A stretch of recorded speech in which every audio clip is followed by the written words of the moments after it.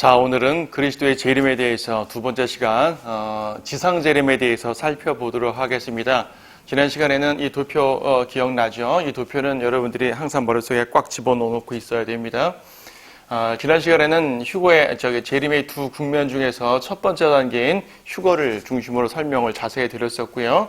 오늘은 두 번째 단계인 지상 재림에 대해서 설명을 드립니다. 자, 그리스도의 재림, 지상 재림은 어떤 모습인 것인가? 자, 그리스도의 지상 재림은요, 공개적입니다. 공개적. 우리 휴거는 어떻게 오신다 그랬죠? 휴거는 하늘에서, 공중에서 성도들을 불러서 우리가 올라가기 때문에 지상에 있는 사람들에게는 예수님이 직접 보이지 않는다 그랬지 않습니까? 그래서 보통 일반 이제 세대주의 학자들이요, 비밀 휴거라는 말을 보통 씁니다. 비밀 휴거라니까 휴거 사건 자체가 비밀인 것인가? 사실 이거는 용어가 좀 문제가 있죠. 항상 용어들이 문제 있는 법이에요. 휴거 사건 자체는 절대로 비밀일 수가 없습니다. 예수님께서 하늘로 공중으로 오셔서 우리를 부르실 때 비록 세상 사람들은 예수님을 직접 눈으로 보진 못하지만 사람들이 듬성듬성 없어진단 말입니다. 그렇잖아요. 그리스도인들이 사라진다니까요. 예. 잠자다가 한 사람은 없어지고 한 사람은 남아있어요. 일하다가 한 사람은 올라오고 한 사람은 남아있는단 말입니다. 운전하고 가다가 운전수가 휴거돼 버리니까 사고가 납니다. 엄청 혼란스러운 일들이 이 땅에 펼쳐지게 될 거예요. 이게 어떻게 비밀이 될 수가 있어요? 만천하에 다 알게 됩니다. 모든 사람들이 알게 됩니다. 하지만 이제 사람들이, 이제 학자들이 비밀 휴거라 말하는 것은 예수 그리스도를 사람들이 그때 볼 수가 없다는 의미에서 비밀 휴거라는 말을 쓰는 것이니까 그 용어가 어떤지는 여러분이 이해를 하시면 될 것 같네요. 지상 재림은요, 비밀이 아니죠. 예수님께서 내려오실 때 이 땅에 있는 사람들이 예수 그리스도의 모습을 직접적으로 다 보게 되는 것입니다. 절대로 비밀일 수가 없어요. 예수님을 그대로 보게 됩니다. 공개적으로 보게 돼요. 자, 여러분, 어디에요? 요한계시록 1장 7절 말씀을 잠깐 보도록 하겠습니다.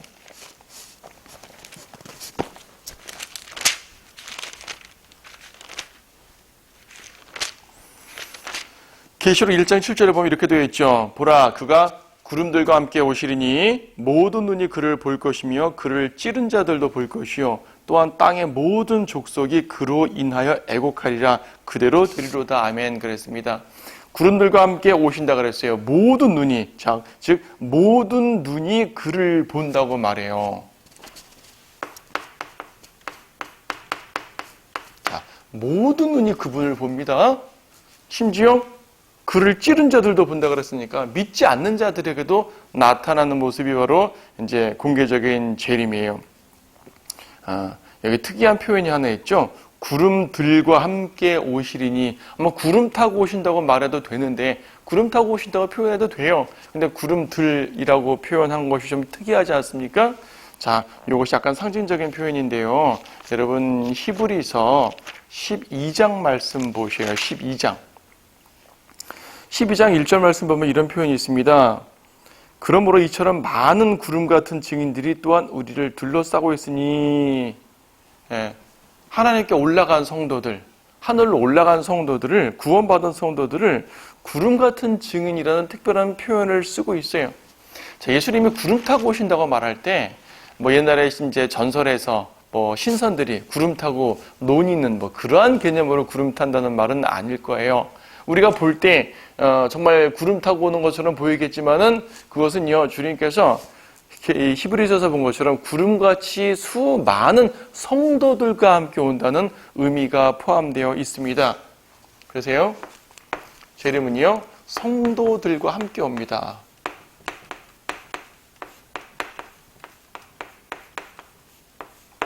공중재림은요, 예수님 혼자 오신 것입니다. 예수님 혼자 오셔서 성도들을 부르신 거죠. 하지만 지상재림은 성도들과 함께 온단 말이에요. 함께. 여기서 함께라는 표현이 매우 중요하게 쓰여요.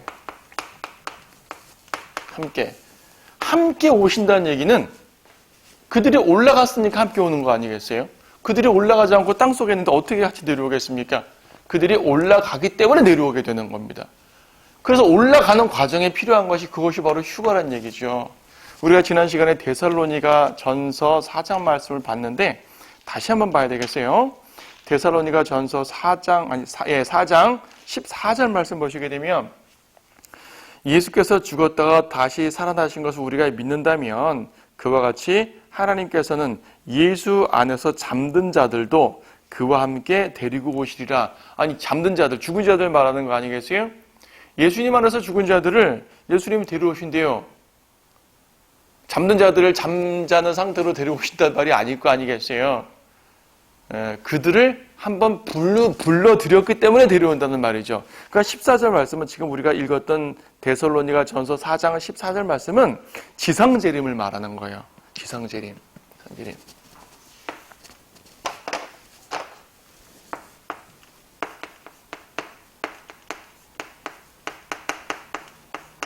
함께 내려온다. 함께. 올라갔던 성도들이 함께 내려온다. 14절은 지상재림이에요.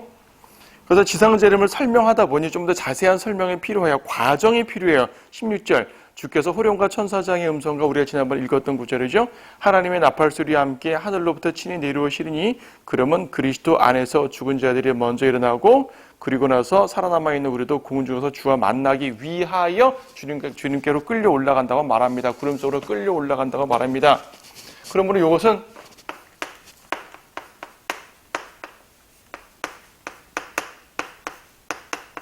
이거는 휴거 장면을 말해요. 그러니까 데살로니가전서 4장의 문맥 자체가 지상재림을 말하는 가운데 이것이 이루어지기 위해서는 먼저 휴거가 이루어져야 돼라고 이제 순서를 바꿔서 쓴 겁니다. 우리가 보통 휴거를 말할 때 이 구절만 주로 인용했었어요. 하지만 이 구절은 이 구절을 말하기 위해서 말하는 것입니다. 그러니까 올라간 성도들이 하늘에 있다가 주님과 함께 내려온다는 얘기입니다. 예수님 혼자 내려오는 것이 아니라 반드시 성도들과 함께 내려온다는 사실이죠. 자, 또 어떤 구절을 볼 수 있냐면요. 성도들과 함께 내려온다. 계시록 19장 말씀 보십시오. 요한계시록 19장 말씀 보시게 되면 재림 장면입니다. 계시록 19장 말씀 보시게 되면 11절이죠. 11절하고 14절 보세요. 계시록 19장 11절과 14절. 또 내가 하늘이 열린 것을 보니, 자, 재림 때 저 하늘이 열린 거예요.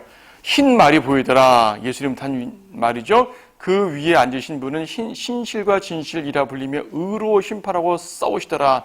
그분이 흰말 타고 내려오시면서 의롭게 싸우십니다. 전쟁의 왕입니다. 승리하시는 전쟁의 왕이에요. 근데 14절 보니까 또 하늘에 있는 군대들이 희고 정결한 세마포를 입고 흰 말들을 타고 그를 따르더라. 예수님 혼자 흰 말 타고 계신 것이 아니라 성도들이 또 흰 말을 타고 있네요. 자, 요한의 환상을 보니까 저 하늘에서 말입니다. 그 재림에 대한 환상을 보니까 예수님께서 이렇게 흰 말 타고 내려오시고 그 뒤에 수많은 성도들이 흰 말을 타고 따라오는 것입니다. 우주를 가로질러 오는 대군대가 되겠죠. 하늘의 군대예요. 여러분들이 바로 하늘 군대에 포함됩니다. 예수님께서 선봉장에 되어 서셔서 쭉 오시는 그 우주를 가로지르는 그 기병대 말입니다. 생각해 보세요. 여러분 이제 이 기병대가 큰 기병대가 옛날 전쟁할 때 다 말 타고 싸웠으니까 기병대가 막 달려오게 되면 지축이 흔들린다 그러지 않습니까? 지축이 흔들리고 상대방에 있는 진영에서 벌벌 떨죠. 엄청난 말발굴 소리가 말입니다. 땅을 진동하니까 이때는요, 이 하늘의 군대의 말발굽이 땅이 아니라 전 우주를 진동할 것 같아요. 별들이 놀랄 것이고요. 하늘에 있는 모든 권세들이 놀랄 것입니다. 그러한 모습, 바로 그 군대에 여러분들이 들어가 계신 거예요. 엄청 위대한 군대죠. 여러분 지금 현재는 그리스도의 군사라고는 하지만 물론 어떤 성도들은 또 열심히 주님 위해서 싸우기도 하지만 때때로 우리가 육신적이 될 때도 있기 때문에 주님 위해 싸우지도 못하고 나약하게 있을 때도 있고요. 때때로 패배할 때도 있고 하지 않습니까? 그래도 주님께서 나를 군사로 삼으셨다는데 참 부끄럽다 이렇게 생각하시는 분 종종 있죠. 하지만 여러분 이 날에 가서는 부끄러울 것도 없고요. 완전히 위대한 군대가 될 것입니다. 여러분들은 여러분들의 미래는 위대한 군대예요. 지금은 그렇지 않은 것 같습니까? 여러분들의 미래는 위대한 군대라니까요. 그 생각을 미리 하셔요. 그것이 여러분들의 정체성입니다. 아, 나는 위대한 군대야. 주님 뒤를 따라올 만한 군대라니까. 이렇게 나약하게 살 수 없어. 그걸 생각하게 되면 힘을 얻을 수가 있겠죠. 예, 내려옵니다. 이제 그 온 우주를 가로질러 내려오는 그 대기병대, 엄청난 기병대가 내려오고 그들이 대기권에 진입해가지고 이스라엘 땅으로 들어와서 예수님의 이제 예수님께서 딱 이제 왕국으로 좌정하시겠죠. 그 과정. 그들이 대기권에 딱 진입해서 들어오는 그 모습을 사람들이 봤을 때 어떻게 했습니까? 정말 흰 구름 타고 오는 것 같을 거야. 다 흰말 타고 온다니까. 흰말 타고 오시니까 또 그 군대들이 아까 히브리서에서 구름같이 수많은 또 증인들이라 그랬거든요. 그 모습을 보게 되면 야, 흰 구름 타고 오는 걸로 느끼게 될 것입니다. 자, 물론 멀리서 볼 땐 구름 같을지 모르지만 점점 가까이 오면서 무서운 군대가 됩니다. 다음에 자세하게 대환란 자체는 다음에 자세하게 보도록 하겠지만요. 이 마지막 대환란 끝에 뭐가 있냐면 아마겟돈 전쟁이 있죠. 적그리스도가 세상에 있는 군대들을 모아서 하늘로부터 내려오시는 그리스도를 대적하기 위해 이스라엘 북쪽에 아마겟돈이라는 지역이 있습니다. 이스라엘 지역에 아마겟돈이라는 곳에 군대를 이제 집약시켜가지고 하늘로부터 내려오신 예수님을 막으려고 이제 싸울 준비를 해요. 이때 예수님께서는 우리와 함께 오셔가지고 그들을 다 파괴시키고 멸망시키고 이 세상의 모든 죄인들을 이제 심판하시고요. 그리고 주님께서는 예루살렘에 왕좌를 딱 지정해서 이제 앉게 된다는 얘기죠. 이렇게 해서 세상의 왕, 1000년 동안 이 땅에 모든 정부를 좌지우지 구성하시고 좌지우지하시는 이제 지상의 왕이 되십니다. 그게 1000년은 왕국이에요. 지상 왕국이죠. 자, 그러면은 성경에서는요, 우리로 하여금 성도들로 하여금 재림을 사모하라 그랬습니다. 왜 우리가 재림을 사모해야 되는 것인가? 왜 재림을 사모해야 되는 것인가? 왜 재림을 소망해야 하는가? 다른 말로 하면 재림의 유익이 무엇인가? 재림하게 되면 재림은 이제 어떤 일이 벌어지는 것인가? 예.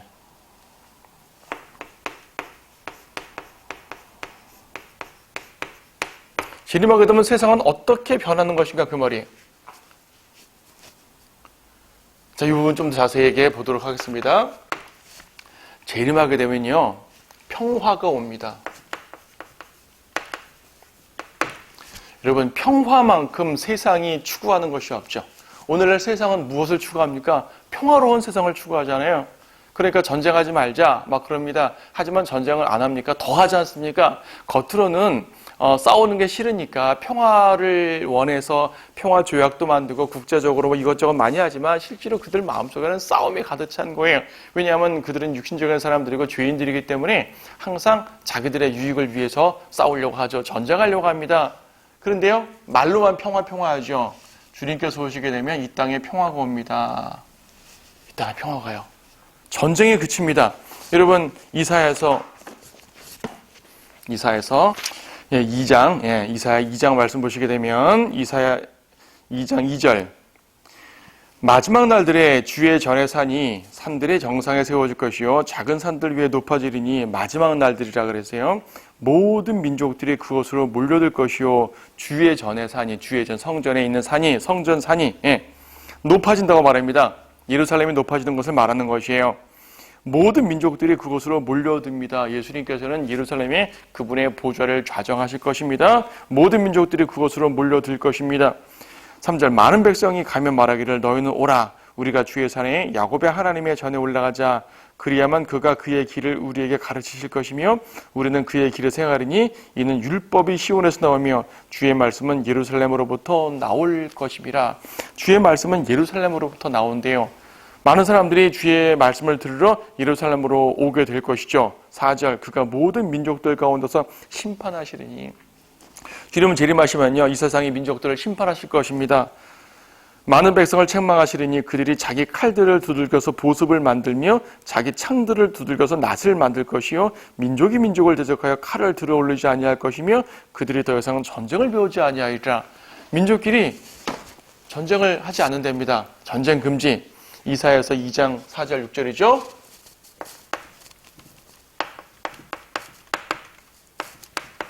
네. 이사야서 2장 2절부터 4절까지 보게 되면 실제적인 평화입니다. 전쟁이 그쳐요. 전쟁이 그쳐요. 모든 사람들이 기대하는 세상 아니에요? 사람들은 평화를 위해서 나름대로 노력합니다. 우리나라도 어때요? 남북 평화를 위해서 노력을 하잖아요. 근데 잘 안 되죠. 그렇죠? 평화를 원하니까 노력하잖아요. 안 돼요. 인간대로 노력해서 안 된다고요. 주님께서 하셔야 됩니다. 주님은 지금도 우리의 마음의 평화를 주십니다. 성도들끼리는 싸울 필요가 없잖아요. 그래서 우리가 갈등을 일으킬 필요가 없습니다. 교회 내에서 갈등을 일으킬 필요가 없어요. 그리스도의 화평의 영이 우리를 주장하시게 되면 우리는 갈등할 이유가 없죠. 하지만 우리가 육신을 입고 있기 때문에 이런저런 갈등을 한단 말입니다. 우리가 육신적으로 행할 때 싸우게 됩니다. 그런데 주님께서 오시게 되면 실제적인 평화를 이루게 됩니다. 전쟁 금지예요. 왜? 죄인들을 멸망시키시니까. 자, 평화가 이루어지는 것이고 또 뭐가 되냐면은 의의 나라. 평화의 나라하고 의의 나라가 이루어집니다. 여러분 오늘날 보세요. 얼마나 불법이 횡행합니까? 이 불법적인 것이 너무나 많아서 사람들 고통스럽죠. 다시 말해 죄인들이 많다는 얘기예요. 고통스럽습니다. 왜 우리가 재림을 소망해야 되냐고요? 고통스러우니까요. 재림은 고통을 해결해 줍니다.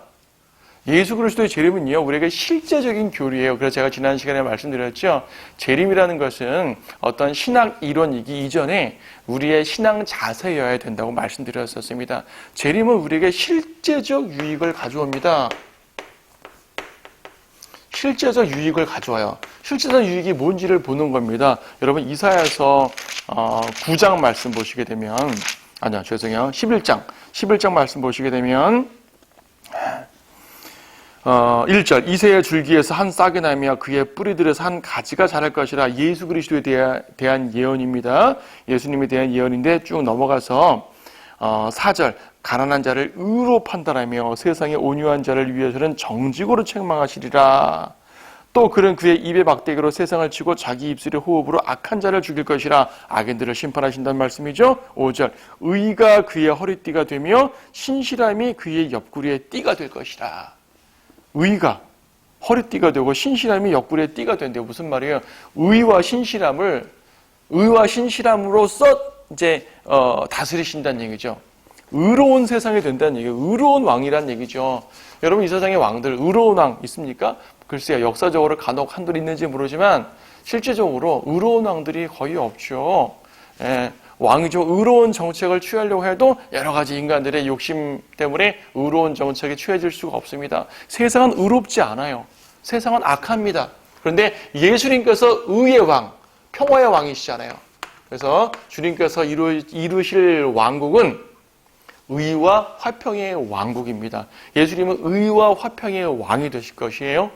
그런데 그것은 이스라엘만이 아니라 온 세상이 그렇게 됩니다. 세상의 죄인들을 다 심판하신 다음에 전쟁을 아예 제도적으로 금지시켜 버리실 것이기 때문에 완전히 가능해지게 되죠. 자, 국가 간의 전쟁만 그칠 것이 아닙니다. 생태계도 회복됩니다.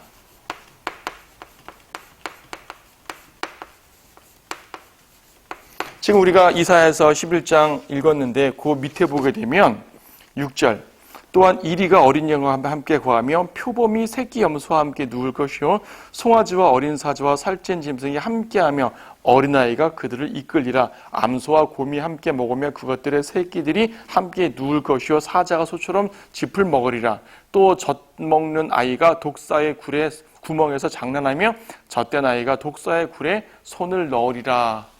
완전히 생태계 회복되는 거 아니겠습니까? 이사야 11장 몇 절이었어요? 5절에서 9절 말씀. 자, 생태계가 회복됩니다. 완전히 회복돼요. 여러분 비슷한 말씀이 로마서 11장에 있었죠. 로마서 8장, 비슷한 말씀 로마서 8장에 있습니다. 로마서 8장에서 보게 되면 이런 말씀이 있죠. 22절. 모든 창조물이 이제까지 함께 신음하며 고통받는 것을 우리가 아노니. 세상의 피조물들이요, 세상의 창조물들이 신음하고 있다 그래요.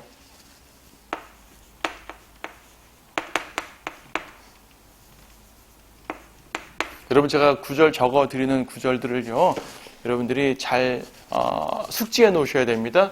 여러분, 이런 이론적인 내용들은 대략 많이 설교 듣고 오랫동안 이제 이렇게 성경들에 있는 교회 다니다 보니까 어느 정도는 다 이해하고 있어요. 제가 지금 강의하는 것은 체계적으로 알라고 말씀하시는 것입니다. 체계적으로 지식을 정리하시고 특히 다른 사람들에게 설명해 줄 때 구절을 딱 펼쳐서 말할 수 있도록 하기 위해서 이런 구절들을 다 적어 드리는 것입니다. 확실하게 구절들을 제시해 가지고 이제 설명을 할 수 있어야 돼요. 우리가 지식이라는 것은요, 설명할 수 있어야지 자기 지식입니다. 듣고 나 저거 아는 내용이야, 끄덕끄덕 다 알아요, 예, 다 이해했어요, 이건 아는 게 아니에요. 아는 게 아니고 여러분의 지식은요, 다른 사람에게 전달할 수가 있어야지 진짜 여러분들의 지식이 되는 거예요. 그래서 이 부분들을 확실하게 잘 숙지하시고 성경 구절 줄 탁탁탁 쳐가지고 말입니다. 이 구절이 무엇을 말하는 것인가를 확실하게 이해하시고요, 또 전달할 수 있도록 하시면 좋습니다. 자, 생태계가 회복되는 거죠. 저주가 다 풀립니다. 자, 마귀가 없습니다. 여러분 생각해 보세요. 우리 지난 시간도 한번 간단히 말했지만 마귀 없는 세상 어때요? 마귀 없는 세상, 정말 그러한 세상이 빨리 왔으면 좋지 않겠습니까? 계시록 20장에서 우리가 한번 읽었죠. 이 구절도 마귀가 없대요. 천사가 마귀를 가둬놓습니다. 또 내가 보니 계시록 20장 1절이요. 또 내가 보니 한 천사가 하늘에서 내려오는데 그의 손에는 끝없이 깊은 구렁이의 열쇠와 큰 사슬을 가졌더라. 끝없이 깊은 구렁을 다 열고요, 큰 사슬을 가지고 2절 그가 그 용을 잡으니 곧 마귀와 사탄의 옛뱀이라 그를 1000년 동안 묶어서 끝없이 깊은 구렁에 던져 넣습니다.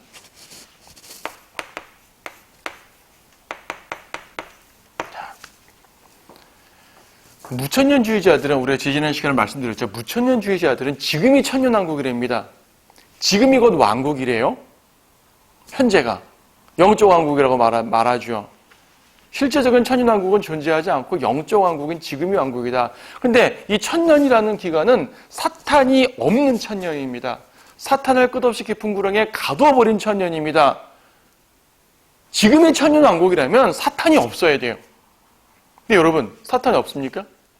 사탄이 있잖아요. 우리 눈에 보이지는 않지만 이 세상에 수많은 죄들이 범람하고 있는 것은 마귀 때문 아니겠어요? 물론 사람들이 육신적으로 행해서 마귀의 공격에 이제 당하고 마귀의 공격에 져서 마귀의 하수인으로 살다 보니까 죄를 짓는 거죠. 하지만 어쨌든 마귀 때문에 짓는 거 아니겠어요? 궁극적으로 마귀 때문 아닙니까? 마귀가 이 세상의 왕이라 그랬어요. 예수님은 마귀를 이 세상의 통치자라 그러고 이 세상의 신이라 말했습니다.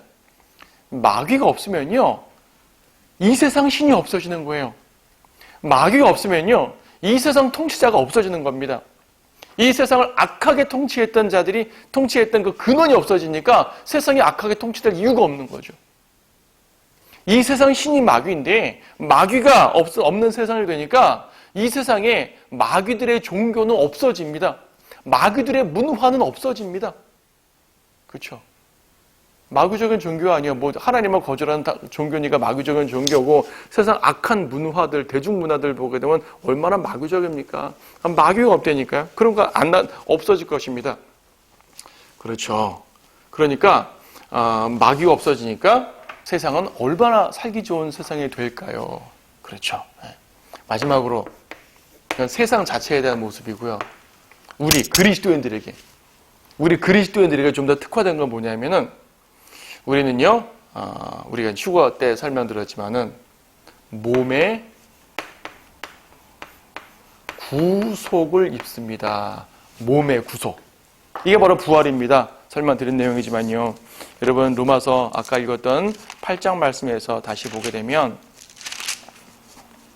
8장 23절 로마서 8장 23절 그들뿐만 아니라 성령의 첫 열매들을 가진 우리까지도 속으로 신음하며 양자되는 것 곧 우리 몸의 구속을 기다리고 있느니라. 로마서 8장 23절이죠. 우리 몸의 구속을 기다린대요. 자, 표현을 이렇게 했지만은 지난 시간에 봤던 부활 자체를 말하는 것입니다. 부활. 우리가 부활하니까 이 부활하는 모습이 어떤 모습이라 그랬어요? 이 부활체, 부활의 몸은 예수님과 같은 몸이라 그랬어요. 예수님의 부활하신 몸과 같은 몸이라 그랬고요. 또 천사들의 몸과 같습니다. 하늘에 속한 몸이기 때문에 그래요. 자, 거기 예수님과 같은 몸이라는 것 요한 1서 3장 2절 말씀 보세요. 요한 1서 3장 2절 말씀. 사랑하는 자들아, 이제는 우리가 하나님의 아들들이라. 우리가 어떻게 될 것인지는 아직 나타나지 아니하였으나 그가 나타나시면 우리가 그와 같이 되리라는 것을 아노니 이는 우리가 그분 그대로 그분을 볼 것이기 때문이라. 우리가 그분처럼 된대요. 예수 그리스도처럼 예수 그리스도와 같은 천상의 몸. 고린도전서 15장을 보게 되면 하늘에 속한 몸이 있고 땅에 속한 몸이 있는데 하늘에 속한 몸은 천사들 같은 몸 아닐 거 아니에요. 그렇죠? 예수 그리스도와 같은 몸, 천사들과 같은 몸, 즉 초자연적인 몸, 무엇보다 죄성이 없는 몸, 예수님과 같은 모습으로 변한다고 했으니까 그런 몸을 갖습니다. 우리는요 죄를 짓고 싶어도 질 수가 없고요. 완전한 온전한 상태의 몸이 되는 거죠. 자, 이런 일들, 더 많은 일들을 구체적으로 설명할 수 있겠지만 큰 틀에서 이런 일들이 재림 때 이루어지게 됩니다. 물론 이건 휴가 때니까 이때 이루어질 내용이지만 전체 큰 틀의 재림에서 이루어질 일들이겠죠. 이것 때문에 우리가 재림을 소망하는 거예요. 재림을 소망하지 않으면은 이런 일들을 기다리지 않겠다는 거지 않습니까? 여전히 죄 가운데 살겠다는 얘기고 여전히 마귀의 종이 되겠다는 얘기고 여전히 악한 세상에서 고통을 받겠다는 얘기고 여전히 악한 자연환경 속에서 해로운 자연환경 속에서 힘들게 살겠다는 얘기죠. 여러분 지금 해로운 자연환경 해방될 것입니다. 세상의 죄와 그 전쟁 해방될 것입니다. 마귀의 종로를 타는 거 없어질 것입니다. 죄성이 회복될 것입니다. 온전하게 그리스도처럼 된단 말입니다. 그래서 이것을 뭐라고 말하냐면은 복된 소망이라 그래요. 복된 소망. 여러분 디도서 2장 13절 말씀 보세요. 2장 13절 말씀. 그 복된 소망, 축복된 소망이죠. 곧 위대하신 하나님이신 우리 구주 예수 그리스도의 영광스러운 나타나심을 기다리게 하셨으니, 위대한 하나님이신 우리 구주 예수 그리스도, 그분께서 영광스럽게 나타나시는데 이것을 믿고 바라는 것이 복된 소망이에요. 이 소망을 간직한 사람은 정말 복된 사람이라니까요. 얼마나 복스럽습니까? 이런 모든 일들이 이루어질 것입니다. 더욱이 우리는 그리스도의 심판소에서 상도 받고 면류관도 받고 또 유업도 받을 텐데 얼마나 복된 소망이에요. 그렇죠? 그러므로 여러분들이 재림을 말할 때 어떤 이렇게 체계적으로 이론을 막 아는 것도 중요하지만 가장 중요한 것은 주님께서 오시면 그렇게 좋아지는구나. 무엇보다 이런 거 다 몰라도요. 그분 우리의 신랑 아니에요. 신랑. 그렇죠? 신부가 신랑을 기다리는 거예요. 그냥. 너무나 사랑스러우신 분이니까. 우리를 구속하신, 우리를 구원하신 그분, 그 우리의 신랑이시고 머리이신 그분이 나타나기만을 바라는 것입니다. 그분이 오시면 이렇게 우리를 회복시켜 주실 것이고요. 이렇게 영광스럽게 만들어 주실 것이고요. 당연히 그분을 기다려야 되지 않겠습니까? 그리고 그 기다리는 그 복된 소망 가운데서 그 소망을 갖는 가운데 여러분들이 그만큼 복되시고 주님 안에서 귀한 은총을 받는 여러분들이 됐으면 좋겠습니다. 자, 오늘 여기까지 마치도록 하겠습니다.